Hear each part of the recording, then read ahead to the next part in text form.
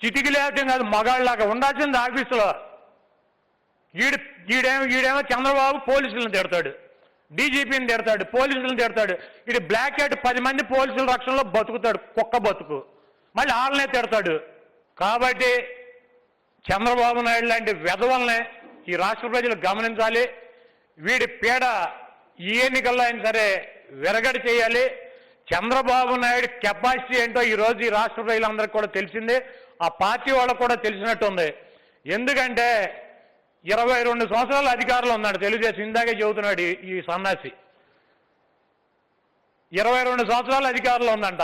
20 సంవత్సరాలు దాదాపు ప్రతిపక్ష నాయకుడు చేశాడంట. 40 ఏళ్ళు ఇండస్ట్రీ అంట. వీడికి 40 ఏళ్ళ అనుభవం ఉందంట. వీడు బంధువు పిలిపిస్తే ఒక బడ్డీ కొట్టు కూడా మీలో ఈ రాష్ట్రంలో ఒక బడ్డీ కొట్టు. వీడికి లక్షల మంది కార్యకర్తలంట.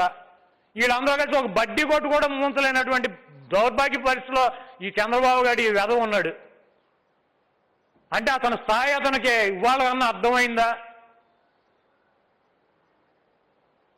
మొన్న పోసాని కృష్ణమురళి గారు ఏదో ఆయన కుటుంబ సభ్యుల్ని మాట్లాడారని చెప్పి ఆయన మాట్లాడితే ఆ ఇంటి మీద దాడే చేశారు.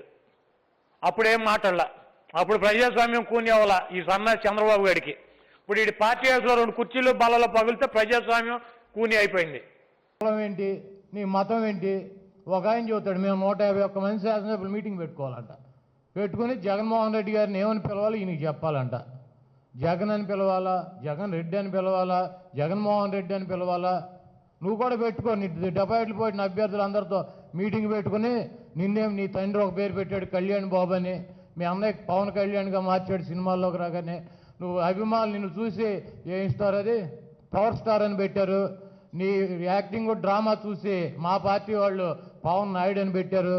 నీ దురాభిమానులు ప్యాకేజ్ స్టార్ అని పెట్టారు. నీకు కూడా చాలా పేర్లు ఉన్నాయి కదా. ఈ డిపాజిట్లు పోయిన వాళ్ళందరినీ కూర్చోబెట్టి పిలిచి 175 మందిని కూర్చోబెట్టి చర్చించి ఏమని పెట్టాలి, నీ పేరు ఏది కరెక్ట్గా ఉంటుంది, నువ్వు చేసేటువంటి పనులకి నువ్వు 2 చోట్ల పోటీ చేసి ఓడిపోయినందుకు నీదేది కరెక్ట్గా ఉంటుంది, నువ్వు కూడా ఒక పేరు డిసైడ్ చేసి మాకు పెడితే చెప్తే మేము కూడా ఆ పేరుతోనే పిలుస్తాం. చంద్రబాబు నాయుడు నీ టైం అయిపోయింది. నువ్వు 1000 జన్మలు ఎత్తినా ముఖ్యమంత్రి అవ్వలేవు, ప్రతిపక్ష నాయకుడు అవ్వలేవు. నువ్వు చేసినటువంటి డ్రామాలు చాలు. వంశీ 4 మాటలు మాట్లాడు కానీ 4 పెచ్చకొక్కలు నవ్వటం ఇసుకో అని.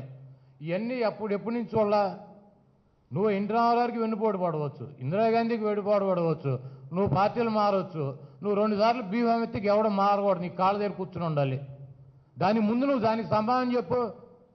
నువ్వు కాంగ్రెస్ పార్టీ ఎందుకు మారావు? నీకు 2 సార్లు బీఫామ్ ఇచ్చి నువ్వు ఒక ప్లాట్ఫామ్ గడివి, 2 సార్లు బీఫామ్ ఇచ్చి నిన్ను మంత్రిని చేసింది. ఎన్టీ రామారావు 2 సార్లు నీకు ఎమ్మెల్యే సీట్లు ఇచ్చి నిన్ను మంత్రిని చేశాడు. ఆయనకి ఎందుకు వెన్నుపోటు పడిచి ఆయన ఎందుకు సస్పెండ్ చేసి ఆయన పదవి ఎందుకు తీసుకున్నావు? ఆయన పార్టీ ఎందుకు? ఈ రెండింటికి ముందు నువ్వు సమాధానం చెప్పు. నీ ఊరకొక్కలు కూడా వచ్చి మొరుగుతున్నారు కదా మైకుల దగ్గర. ఆ ఊరకొక్కలను కూడా దయచేసి మీరు అడగండి, ఈయన ఎందుకు మారాడు 2 సార్లు? ఇక్కడికి వచ్చి 4 రోజులు పిచ్చి నా కొడుకులాగా పిచ్చి వాగుడు వాగి వెళ్తారు. మా సంగతి చూస్తాడంట వాళ్ళ అమ్మనన్నామంట. మీ తల్లిని అల్లరి చేసినటువంటి 420 నా కొడుకు నీ బాబు చంద్రబాబు గారు. మేం కాదు. అసెంబ్లీ రికార్డులు చూద్దాం రా నీకు దమ్ముంటే. వాడు 4 ఓట్ల కోసం ఒక ఆడదాన్ని అడ్డం పెట్టుకోవటానికి ఆవిడ తీసుకొచ్చి అక్కడ అనని మాటలు అన్నారని చెప్పి తీసుకొచ్చి బయట రోడ్డు మీద ఊరు వాడు అల్లరి చేశాడు నిన్ను నీ తల్లిని. వాడురా 420 గారు చంద్రబాబు, మేం కాదు.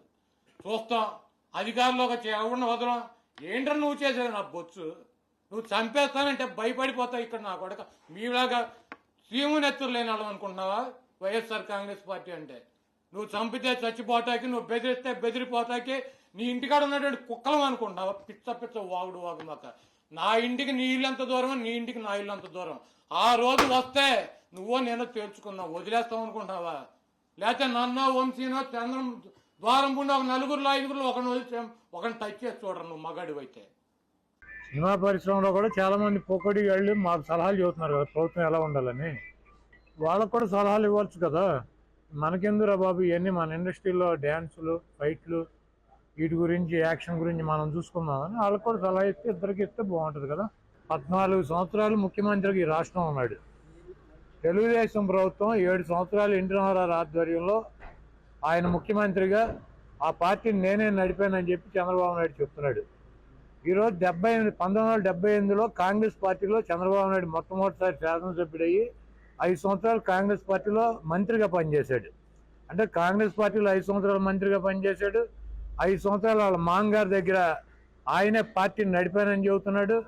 ఈయన 14 సంవత్సరాలు ముఖ్యమంత్రిగా చేశాడు. అంటే ఎన్ని సంవత్సరాలు చేశాడండి ఈయన మంత్రిగా కానీ, పార్టీ నడపడం కానీ, ముఖ్యమంత్రిగా కానీ 17 సంవత్సరాలు ఈయనే కదా ఈ రాష్ట్రంలో రాజకీయాలు చేసి అత్యధిక భాగం రాష్ట్రాన్ని నడిపినటువంటి వ్యక్తి చంద్రబాబు నాయుడే కదా. ఆ రోజు పోలవరం ఎందుకు కంప్లీట్ చేయలే? ఆ రోజున పులివెందులు ఎందుకు కంప్లీట్ చేయలే? ఆ రోజు తెలుగు గంగ ప్రాజెక్టు ఇప్పుడు కూడా ఎందుకు పూర్తి చేయలే?